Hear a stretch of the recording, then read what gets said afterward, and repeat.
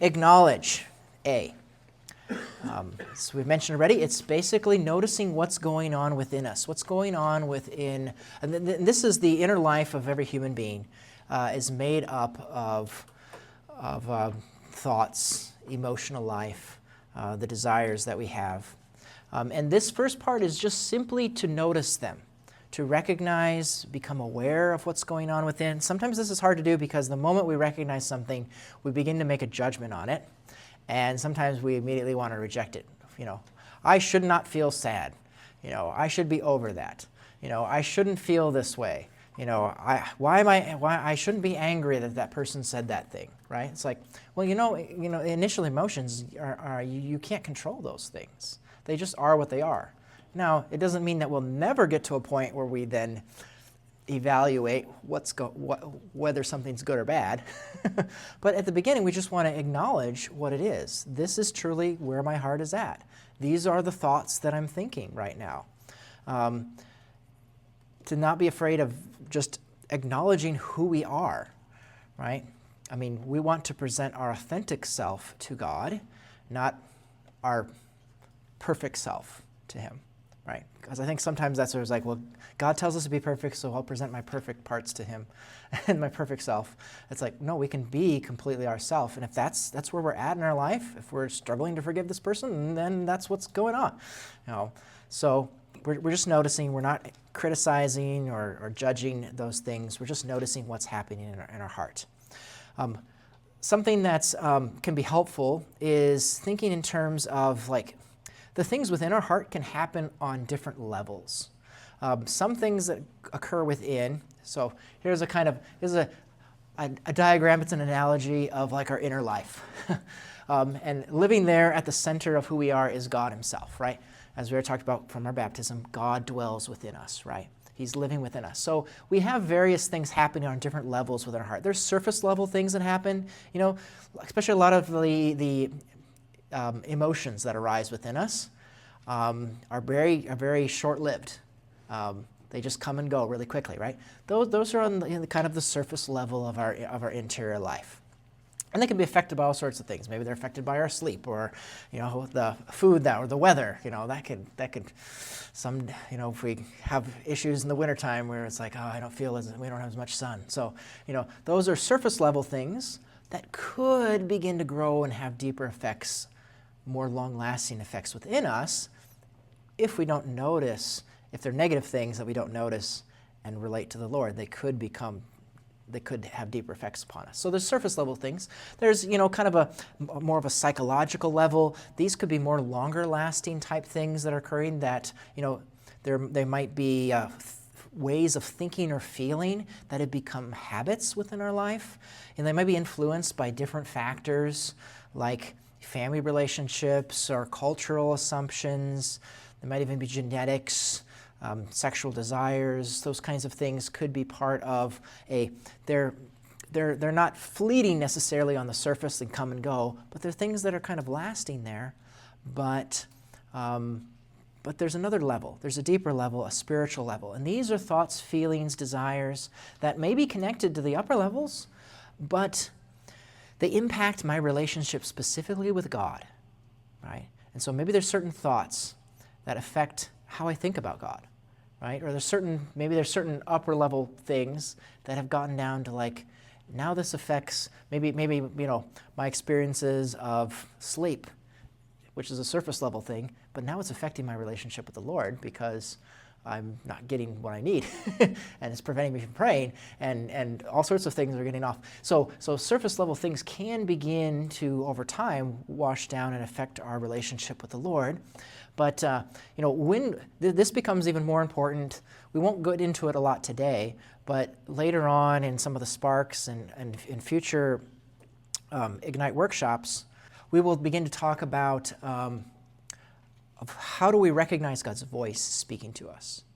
Because sometimes we think that all the surface level things that happen to us is God's voice, when actually He doesn't speak in those things necessarily. His voice comes on a deeper level, right? But we can get convinced that certain things, that fleeting emotion, that's now the truth about what God thinks of me or my relationship with the Lord. So anyway, leave it a little bit enigmatic there, but the spiritual level is where we will also experience God's consolations. So in the spiritual life, if you go to St. Ignatius of Loyola, the terminology that he uses is consolation and desolation. You could think of it as the positive or negative experiences. So there could be very surface level desolations and consolations, or there could be very deep ones that affect our relationship with the Lord. Consolations and desolations in our thoughts that we have about God, in our emotional experiences, or in the things that we desire.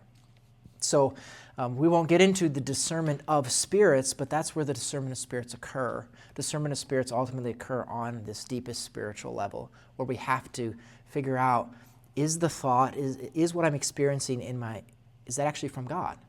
Is that his voice? Or is that the enemy's voice? And sometimes we begin to believe that certain things that are the enemy's lies are from God, and then that really, if we get stuck in that, we can come to understand things. We can come to think of God in a way that that's not actually him. With regard to thinking through these kinds of things to help us, we do have before we go into so one of the other worksheets got this one right here. We got the vocabulary of feelings. For some of us, we may find it really easy to think about what our feelings might be. For some of us, we'll be like, I don't know what you're talking about, Father. I don't want to talk about feelings. So if you struggle with putting words to what's going on within, this can help. Gives a whole bunch of vocabulary from various strengths, whether it's a very mild type of emotion or a very strong emotion. Be like, yeah, that's what I'm experiencing right now. So that can be we won't necessarily use this specifically here today, but this is a resource that you can certainly utilize. So what we're going to do is we're going to do some practice here, and as part of the practice, we're going to use this sheet here. It's double-sided. There's two different scripture passages. We're going to use the one from Mark. The woman afflicted with hemorrhages. We're going to start with that one. There's another one on the other side, but we're going to use that. And we're going to begin to practice this first habit of prayer. So at our tables, what I'd like you to do is just, read through the passage together. And then together at the table, we're just going to do the first part, the acknowledge part. So in the acknowledge part, you can see there's two columns here. And on the first side of the column, it's what are the people in the passage thinking, feeling, and desiring, right? So we're going to do is when you read through the passage, is in particular, this is about the woman afflicted with hemorrhages. What is she thinking? What is she feeling? What is she desiring? Right? So what's going on interiorly? And so she gives clues to what's going on that you can draw from the passage. But in our investigation of this, it's okay to use your imagination and because you're a human being just like she, and so you can understand. Well, if I were in this place, this is what I would be experiencing if I were going through this with her. So together, read the passage together, and then. We'll have you go through, and then after a few minutes, I'm going to have you guys go into some silence, and then do the second half, which is what am I thinking, feeling, and desiring? As we've talked about this passage, or talked about everything that we have today, what's going on within my heart specifically? And we're going to do that in silence because that's just for you alone. We're not going to go and necessarily share with each other about what's going on within, because we want to be, this is the moment to be, honest about what we're going through. Maybe it's like, I'm really tired today, or whatever it might be. So first part together, and then I'll interject it in a few minutes to give us some of the quiet time too. So just the acknowledge part to start off with. Some clarification points just about acknowledging.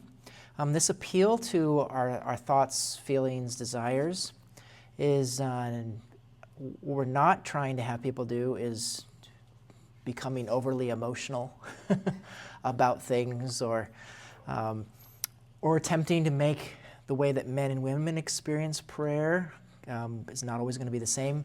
Everyone's personality is different. Some people are going to be drawn more towards the feelings. It's more easily be able to share feelings with the Lord. And in other cases, it may be more easier to share thoughts, right? And this sometimes can be the struggle between interaction between men and women too, sometimes where, on average, women may be more in touch with emotions than men. And if you ask a guy, tell us your emotions, and they're like, what emotions? And so we're not trying to say that men have to get in touch with their emotional side, but so that's what it's like. It may be easier to focus on the thoughts then, and oftentimes by doing that, what those emotions are can come from that. And vice versa can be, if I'm spending all my time on the emotional aspect, well, to also recognize what are the thoughts that come from an emotional reaction. Because it's important to name what's going on within, and that's what acknowledge is primarily about, is just acknowledging what they are. And I said we don't start with analyzing them immediately. But it is important to note that these interior experiences that we have are subjective experiences, meaning they are colored by our own experience. And so surface feelings especially are temporary, as I've already mentioned. They don't form your lasting identity, right? That'll be important as we go through in discernment of spirits, of recognizing that, yes, this might be what we're experiencing, but it doesn't automatically make it your identity now, just because you're experiencing this on the surface. Thoughts, too, can be true or false, right? Right now, we're just acknowledging this is what my thought is, without analyzing it as to whether it's true or false. But eventually, and this will come out in our relationship with God, as we tell Him about what's going on, then He can make clear to us what of these thoughts are actually true and what are false. Right? Because we can begin to believe things that aren't actually correct.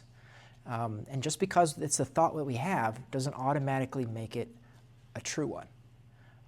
But we begin by acknowledging precisely what it is that we are thinking. Also desires. Some desires are good, and some desires are distorted desires. Right? So just because we have a desire doesn't automatically mean this is from God. Right? So as you're analyzing the things that she was going through, right, her thoughts, her feelings, desires, some of those things were good and some of them were colored by other things, right? Maybe she was thinking that she's called an impure woman, right? Other people would call her that. Is that my identity? I've been an impure woman for years and years and years now. But in her relationship, by meeting the Lord, she'll find out that actually isn't a true thought. It's not a true identity that comes from it. So feelings in of themselves can be positive or negative, but morally they're neutral when we receive them. I mean, that's one of the things to be important, is just because you experience an emotion doesn't mean you're like sinning or something. It's like, well, I'm angry. Well, yeah, I mean, Jesus got angry too, but it depends on what we do with our anger. Anger as an emotion can become a deadly sin of wrath, but not necessarily. It doesn't have to. And so, yeah, until we make good or bad choices based upon emotions, emotions are neither good nor bad.